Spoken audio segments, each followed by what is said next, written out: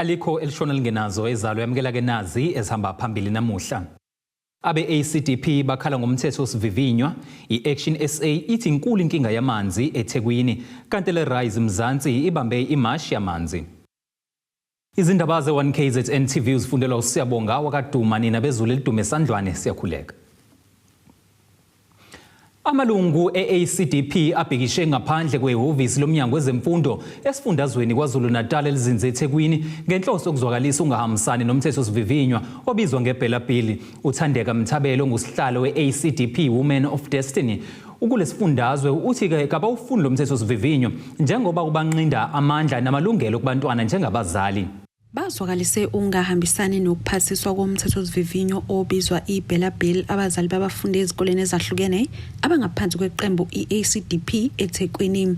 Labazali bathi ke lo mthetho uhlose ukwenza bangabi nalo izwi phezulu kwabantwana babo. Njengamanje nje umthetho uthi abantwana bayakwazi ukukhipha izisu ngaphandle kokutshela abazali and akwazi ukwenzeka lokho kuyimina engizala lo mntwana. Akekho uhulumeni onelungelo lokuthi ayidecide ukuthi umntana nami uzomfundisana ngaphandle kwami. iBella Bill ivumela uhulumeni ukuthi akwazi ukushintsha SGBs ama-SGBs ikwazi ukuthi ayikhethele ama-SGBs ngokuthanda kwakhe awakhiphe as a pleaser ekuzwakala kuye and akwazi ukuyikhethela abantu abazovumelana naye. Thina sifuna ukuthi njengabazali sibe nelungelo lokukhuluma lokuba nezwi kwimfundo yabantwana bethu. Sifuna ukuba nezwi empilweni yabantwana bethu. Sifuna ukuba nezwi ekukhuleni kwabantwana bethu. Akakwazi uhulumeni ukuthi abantwana bethu sibanika amagama athi abavuka ekseni bayishintsha amagama. Akakwazi uhulumeni uthatha abantwana bethu abahambe bayesikoleni thina singazi lutho ngabo kwazi yena. Uma bekhipha izisu begula bagulela thina, uma befa bafela thina, but maye bephila ufuna ukwenza noma yini ayithandayo. Kuzokhumleka ukuthi lo mthetho osivivinywa waphasiswa yiNational Assembly wabeke usudluliselwa emkhandlwini wezifundazwe ukuba ke kulungiswe okunye okwakade khalwe ngakho. Anduba ke udlulela kumengameli wakuleli ukuba awuphasise. Okunye kokuqukethwe kuwo ukuba ke impoqo ukuba abantwana baqale ukufunda kwa grade R, ukuvala unomphela ukusetshenziswa kwenduku ezikoleni kanye ke nokuba kugwetshwe labo abavimbela izingane ukuba ziye ezikoleni nokunye. Understand what this Bella Bill is about. It is a dangerous piece of legislation and we don't want it to become legislation and then fight it from legislation. We want to fight it before it becomes legislation. And let us vow, let us commit, let's dedicate ourselves to protecting our children, to protecting parental rights and giving this nation the alternative to have things like homeschooling because it's very important for our children. We are a country that believes in choice and freedom. And that choice and that freedom cannot be taken away from us by a government that does not care for us. Laba bathi ke kwenzwanga okwanele ukuqinisekisa ukuthi umphakathi uqonda ngokwanele lo mthetho osivivinywa. We're also rejecting the Bella Bill because the proper procedures have not been followed. Most of the people in our nation don't even know what the Bella Bill is. They're trying to sweep it through under the carpet quickly into legislation before the elections. And we're saying that's not right. Our people need to know, our nation needs to know what this Bella Bill is so they can make informed decisions. And the education of our children is not a political issue. It's for our children, it's for the future of our nation. And so we're here to say stop politicizing education and our children. Let's put the needs of our children at the center of everything that we do. Imizamo yokuthola abomnyango wezemfundo esifundazweni yephunzile. Endabeni ze1KZN TV kubukuntombi khona Mvubu ngiseThekwini. Uhlalo kazwelonke weAction SA uMichael Beermouth uthi ngeke bahlale bagoqe izandla bengawulweli umphakathi uphuca ilungelo lokuhlinzekwa ngamanzi. uBeermouth usho lokhu kwisithangami sabezindaba ebesibanjelwe eNtuzuma eThekwini emva kokuhambela imiphakathi enenkinga yamanzi kanye nokuhlola iziphehlimanzi. Lusayinkinga udaba lwamanzi kwezinye izingxenye zakhele iTheku okubalwa phakathi koNtuzuma nakoLindelani okuward 45 nakuward 38. Ngesikhathi Action SA ihambele kule ndawo umphakathi uyichaze kanje inkinga zawo. Amanzi kwenzeka kwesikhathi aphume kwezinye indawo engafisi. Sifisa ukwazi ukuthi why ukuthi angaphumi zonke izinsuku. Kuyenzeka kuphela isonto angaphumanga kwenzeka ukuthi ephume kanye ngesonto. Amavatelikani mayefika agcine engakwazi ukusenelisa sonke. Abo driver bamavatelikani amanzi aseyadayisa ifungenayo imali yokuthenga amanzi kuthiwa faneke mawunoJojo uzofakelwa amanzi ngoba uno200 noma badayisa 300 noma badayisa amalini kodwa siyayizwa indaba yokuthi amanzi adayiswa faneke iVatikani izokugcwalisela uJojo wakwakho mawunoJojo kodwa imali le edingakalayo. Leli qembu lithi siyathusa isibalo esikhula mihla namalanga sabantu abangawathola amanzi. The amount of communities in South Africa who are learning to live with the reality of not having water or an unreliable supply of water is horrific, and it is growing every day. And those communities will tell you that load shedding is nothing compared to water shedding. That is the reality. I was even speaking to some of the members of the media here who this morning didn't have water themselves. And the point is, this is becoming a reality for people in the city and people in this province, and we can't accept it as a reality. We can't accept it. Ezinsukwini ezimbili Action SA namabeli balo bahambele kumasipala wesifunda uku naseThekwini ukuyohlola isimo sesiphehlimanzi kanye nokukhulumisana nomphakathi kulandela ukuthi umbiko wenhlangano amalungelo wabantu waveza ukuthi izikhalazo eziningi zongawathola amanzi basithola kumasipala uku kanjalo naseThekwini. Ogwini ke siqalisa kuma reservoirs nakuma treatment plant nala eThekwini nakhona senze kanjalo nayizolo sihambela lezo ndawo lezo.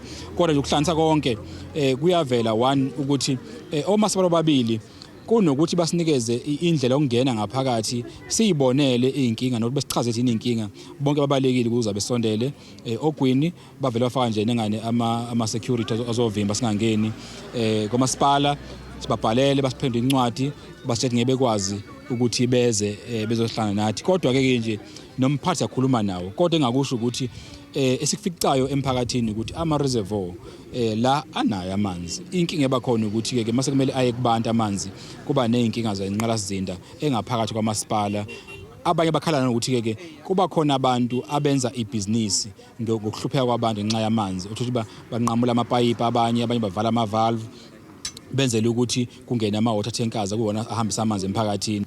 Abaholi baleli qembu bathi bazoya enkantolo ukuyocela imvumo yokuthi bakwazi ukungena nowendiniyela babo kuyisiphehlimanzi ukuze bebheke inkinga bekwazi ukuqhamuka nesisombululo esisheshayo ngodaba lwamanzi. Kuteboho Sibisi wezindaba ze1 KZN TV ku channel 261 ngisentuzuma eThekwini. Bakhale ngamathanga amanzi asephenduke imhlobisi emagcekeni abo ngenxa yokungafakelwa kwamanzi kuwo umasipala iTheku. uThobile Khomo ilungu lomphakathi waseNgonyameni uthi lamathange bawafakelwa yilo masipala kepha aseze yacekeleka phansi engasebenzi kwazise namaloli afaka amanzi kawabona. uKhomo usho kanje ekhuluma neziko lezindaba ngesikhathi iqhubeka imashi yeqembu iRise Mzansi eThekwini. Bamashele inkinga yamanzi abahlali abangaphansi kamasipala iTheku ngaphansi kweqembu iRise Mzansi. Amanzi siwalethelwa amaVatikani asinawo kwayinhlobo endaweni yethu. Ompompi sabafakelwa befaka oJojo abancane. Sathemba ukuthi okusho ukuthi azophuma ngoba bekufanele inhloso yoJojo abancane abasemagcekeni bombombo ukuthi amanzi angene ngoba besonikwa amanzi akaliwe. Ekupheleni kosuku labo Jojo bagcina into efana nento ehlobisile because awakaza phuma aze bafa kwayibona bo Jojo bebulawa yingane. Amanzi alethwa amaVatikani kwesinye isikhathi uthola ukuthi iVatikani ithatha isonto lonke ukuthi ingafiki because kunalento ukuthi kunabantu manje abadle izambane likaPonde endaweni sine besikade sivele singabahlali bakhona mandulo asinayo leyo mali ukuthi sikhokhele amanzi eVatikani. Udaba lwenkinga yamanzi kulomasipala selunesikhathi eside njengoba phambilini kuke kwabonakala eminye imibhikisho eminingi efuzele. Lo masipala ubika inkinga yengqalazinda esigugile, ukulinyazwa kwengqalazinda nokunyeke okuningi. Abanye abebebhikisha bathi ke sebephoqeleke ukuzama ezinye indlela ukuze bathole amanzi kanti iningi lazo kayiphiphile. Amanzi siwaswele sinenkinga amanzi awekho la ngihlala khona yabo lonto le so sigcina sesenza ukumba imgodi sigcina sesimba imgodi sesivula amaxhaphozi yabo lonto le senzele ukuthi mhlawumbe kule ndawo ezinamanzi amanzi akwazi ukuthi angene kuleyo mgodi le nakhona uyicabangela kwethu namanzi esuke swaphuza lapha egcini kosuku amanzi angalungile yabo ngoba amanzi abanani amanzi abanamagciwane amanzi abanezigulo ezithile ama disease amabacteria yabo yonke lonto le so uma umuntu uphuza amanzi kanjalo egcini kosuku njalo uyagula yabo lonto le. Ongumholi weRise Mzansi esifundazweni uthi-ke sebebhale kwaphela u-Inki lutho ukubuya izimpendulo kulo masipala kanti bazowunika iy'nsuku ey'ngamashumi 30 ukuba uphendulo kuy'khalazo zabo. Cases amaningi ngaphambilini iy'kole zingenamanzi, iy'bhedlela zingenamanzi, and without access to amanzi akwazi ngempela ukuyiphilisa. So siwu-Rise Mzansi KZN siyacela ukuthi uhulumeni wenze sure ukuthi yonke imindeni ekhona kwisifundazwe saKwaZulu-Natal sinamanzi aclean abangakwazi abantu ukwasebenzisa ukuthi bawaphuze baclean endlini. So memorandum is one, taking care of infrastructure esikhona njengamanzi. Sicela uhulumeni to make sure ukuthi bayakwazi ukuservice ama-structures akhona. We are calling for a non-corrupt government la imali is allocated khona idliwe to be able to assist abantu abaKwaZulu-Natal. We are calling for i-tender system le esiyibonayo kule imoto zamanzi ezifika emphakathini ukuthi kube open ibe transparent sazi ukuthi labo bantu abathola amathenda for lezo zinto kunje. Ey'ndabeni ze-One KZN TV kube kuntomo khona Mvubu eThekwini.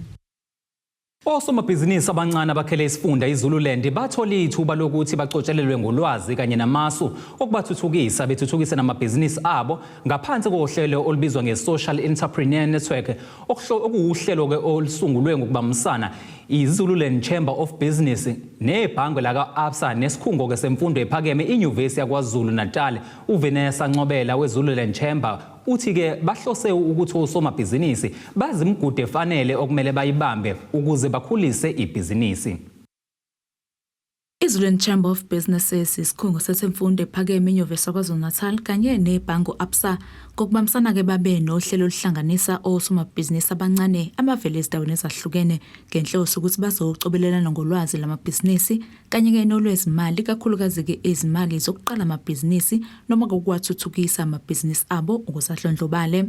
Exposure for them, they must be exposed and see what is out there for them. And two, njoba sila manje sesihlangene sesizokhuluma ke manje ngokuthi iziphi indlela abangalekelela abazongalekeleleka ngazo.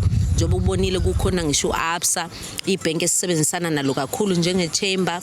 uAbsa ke uzobe sebabhekelela ukuthi imapha ama funding noma ama-loans angabalekelela ngawo to capacitate them, ukubafukula, ukubasimamisa njengosomabhizinisi. Oqhamuka esikhungweni semfundo ephakeme eNyuvesi yaKwaZulu-Natal uDokotela Velakazi uthi-ke okubalulekile ngalokuhlangana kwabo ukuthi la osomabhizinisi bakhulume ngendaba ukuthi-ke besebenze ngokubambisana bafukulane bebodwa.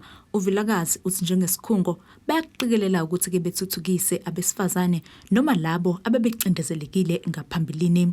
Esikhathini esiningi sibheke abantu ekuyibona mhlambe labo esithi aba previously disadvantaged okungabantu besifazane kakhulukazi. Siyazi ukuthi unemployment yabo i-60% eSouth Africa kube youth nayo siyazi ukuthi unemployment yabo iphezulu kakhulu. Bese sibheka futhi nabantu basendaweni zasemakhaya sazi ukuthi kuyinkinga ukuhlala emakhaya ngoba ama infrastructure yokukhulisa umnotho asinayo. Labo somabhizinisi ke bazothola nethuba lokuthi ke bafundiswe ngezindlela zokuthola imali okufaka ke nokuboleka imali emabhange kanye noxhaso. We are happy as Absa to be not just a financial institution that lends money but provide non-financial assistance in the form of this platform. So today we are seeing 40 champions of SMMEs who have a degree in entrepreneurship, have an idea, and some of them have businesses. So we are saying these businesses have emerged and we want to see them as Absa be successful entrepreneurs, and mainly women in rural areas where we see women don't have access to finance, they don't have access to working capital, and they don't have access to advice. So today Absa is trying to make that real, is trying to empower that youth and women to be those successful entrepreneurs who have better knowledge to take them from one step to the next and prosper. Leli ithuba ke ithuba elihle kosomabhizinisi abasakhula ukuthi ke bahluze izinqumo abasithathayo uma kuza kwezebhizinisi. So nje sisuzamdu services siyingxenye social entrepreneurs ukuthi siwenzelana umphakathi wakithi ukuthi asidleni ukudla okunempilo silwe nezifo ezingalethwa ukudla esifaka ubuthi kakhulu ke sekukhona nalabo basebenzisa Blue Death nazo zonke lezo zinto. Siqhamuka nokuthi ke ake sidleni ukudla nje okunempilo silwe nezifo eziningi. Lesigiza indaba zo1 KZN TV ngengusamgeliso Nqulunga Gisela Jospe. Ake siye ngasezitolo sihlangabeze masibuye.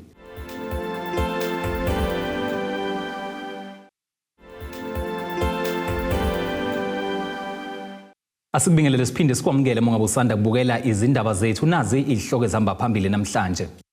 Abe-ACDP bakhala ngomthetho osivivinywa, i-Action SA ithi inkulu inkinga yamanzi eThekwini, kanti le-Rise Mzansi ibambe imashi yamanzi. Alinganiselwa kumashumi amathathu amagumbi abadayisi basemakethe iZamimpilo eMtubatuba ashe angqongqe emva kokuqubuka komlilo kule ndawo. Uhlalo wenhlangano yabadayisi uOlga Zungu uthi lo mlilo udale umonakalo omkhulu njengoba kucekeleke phansi yonke impahla abebenayo, ubese nxusa usizo oluphuthumayo kwizinhlaka ezingakwazi ukubasiza. Sebeqalile ukuzama ukulungisa umonakalo abebedayisa eZamimpilo emva kokusha kwale ndawo, kanti balinganiselwa ku-165 abadayisi basemakethe iZamimpilo eMtubatuba abasale eDengwane emva kokusha kwezindawo abadayisela kuzo kanye nayo yonke impahla abebeyidayisa. Usihlalo walenhlangano yabadayisi uOlga Zungu uthi bafe olwembiza ngalomonakalo njengoba bethembele kwinkece abayitholayo ukubeka isinkwa etafuleni. Silimele kakhulu ngoba impahla yabantu ishile yonke impahla ngaphakathi kwazosha ngisho amaveji, uqobo lwamaveji awekho, kwasha nje konke akuphumanga lutho.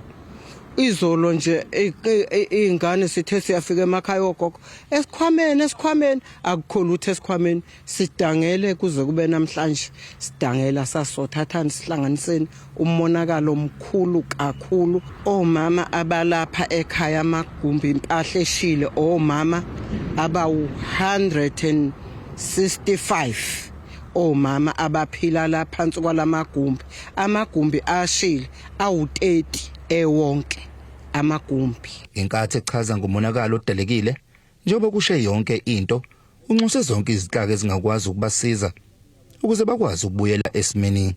Siyalucela uxhaso bantu bakaNkulunkulu, siyacela nihlanganise izandla sikwazi ukuqhubeka siphile nabazukulu bethu.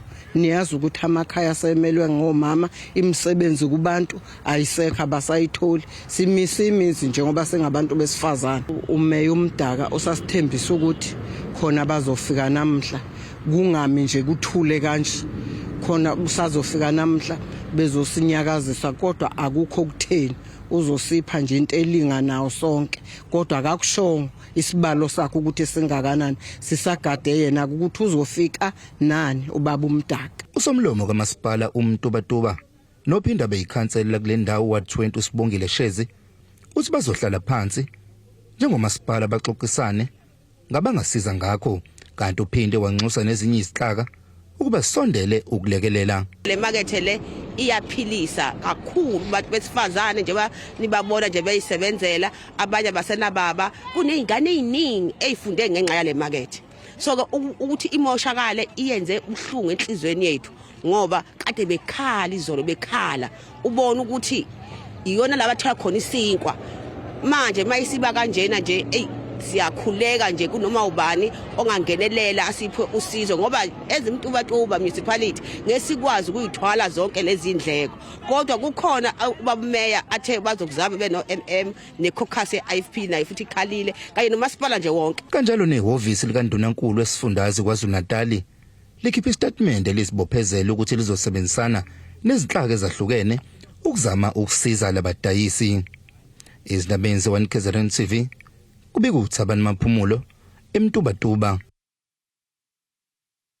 Ungqongqoshe wezokuthutha KwaZulu-Natal uSipho Hlomuka uthi kuphelile ukuhlupheka kumphakathi waseRichmond njengoba uzolungiselwa umgwaqo wakhona omkhulu ongenele edolobheni. uHlomuka usho kanje ngesikhathi ephendula isoyi kule ndawo, kanti ke uthi lolu hlelo lokulungiswa kwemigwaqo ulwenza ezingxenyeni ezahlukahlukene kulesifundazwe KwaZulu-Natal. Uzoqala phansi umgwaqo omkhulu eRichmond ongenela edolobheni. Lokhu kuvezwe ngqongqoshe wezokuthutha KwaZulu-Natal uSipho Hlomuka ngesikhathi ephendula isoyi kule ndawo. Sifake imali engango-125 million kuyona ke lo mgwaqo sizomaintaina ngoba umgwaqo afanele kuze ungasahambeki.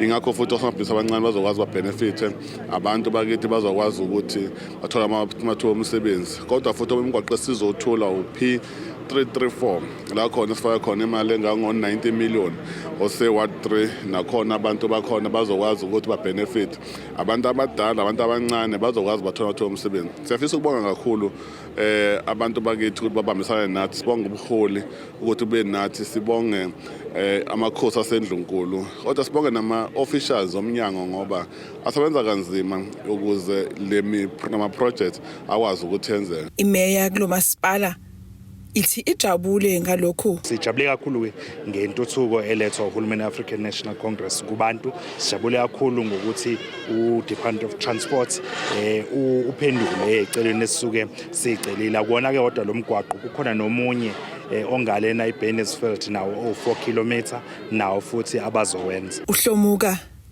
uthi nasenkandla kwesifunda eKing Cetshwayo ushiye usonkontileka esebenza. Sisibonga kakhulu anokuthi bakwazela ukuthi basibekezelele ukuze sikwazi ukulungisa umgwaqo. Se-appointele contractor samshiye uyaqala uyasebenza. Imali futhi esiyifakile khona imali engango 400 million okusho kona ukuthi baningi abantu abazobenefit in terms of osomabhizinisi and baningi abantu abazoqhashwa.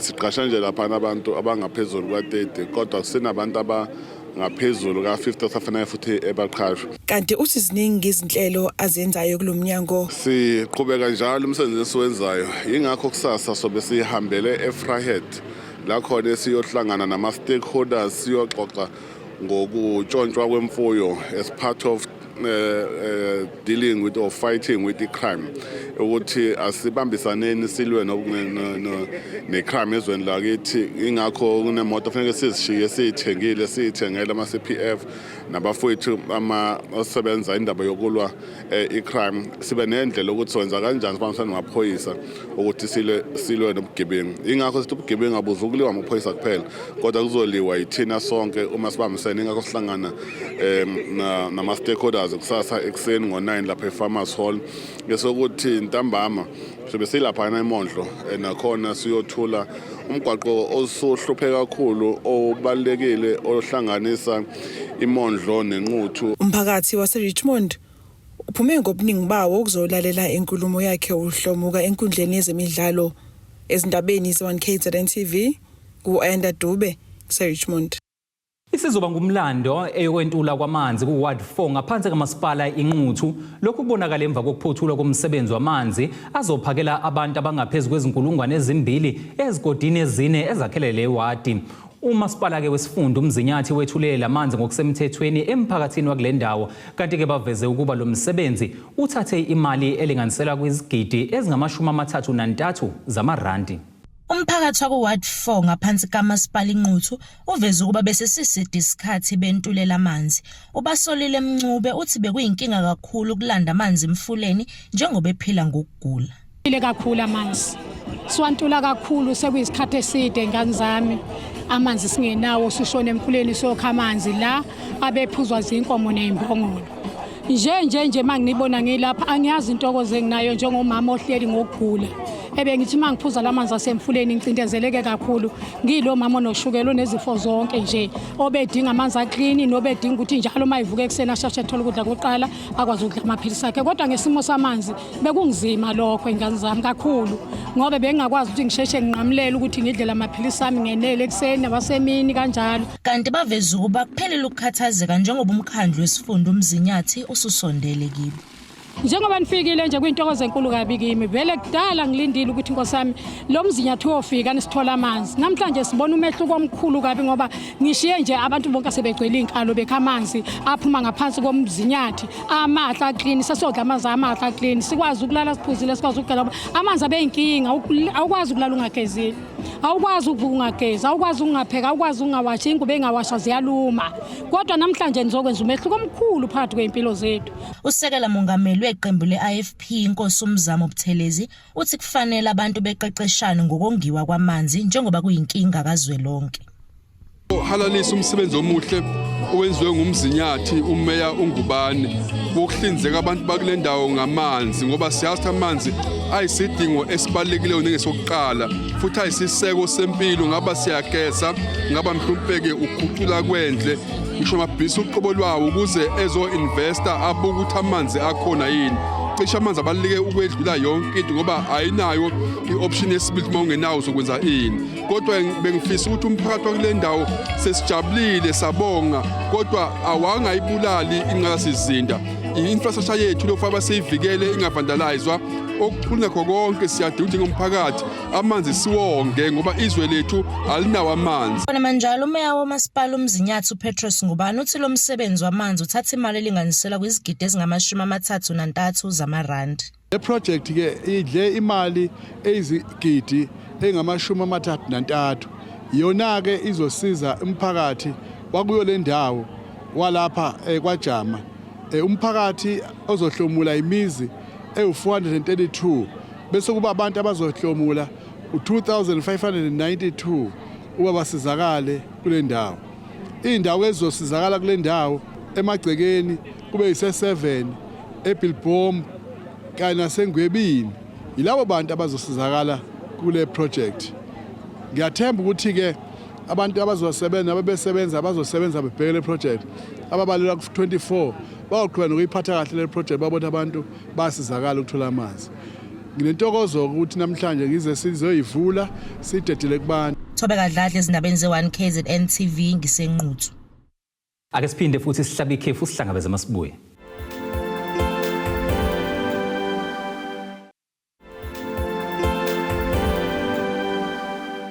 Sekubingelela sekwamukela mongabe usanda kubukela izindaba zethu nazi ihloko ezihamba phambili namuhla. Abe-ACDP bakhala ngomthetho osivivinywa, i-Action SA ithi inkulu inkinga yamanzi eThekwini, kanti le Rise Mzansi ibambe imashi yamanzi. Kuleli qophela ke singene sijule engosinye zomnotho.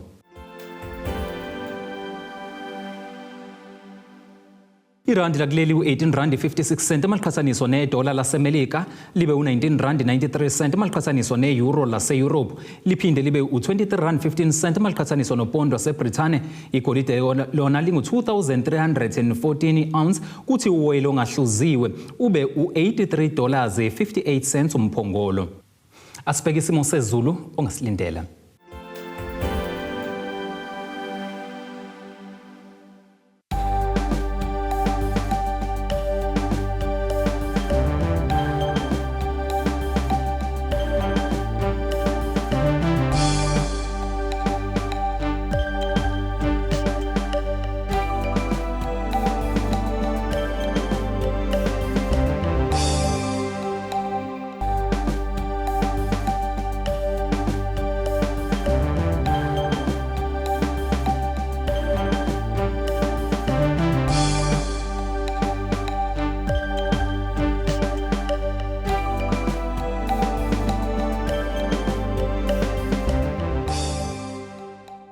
Ngiyaziguqisa bese kuphathele zona namhlanje sihlangabeze noma kanjani futhi kusasa ngesikhathi esifanayo. Abethuli bethu bezindaba baxhaswe iThulis Bayview Bridal. Ungabashayela kulezi zinombolo ezivelile.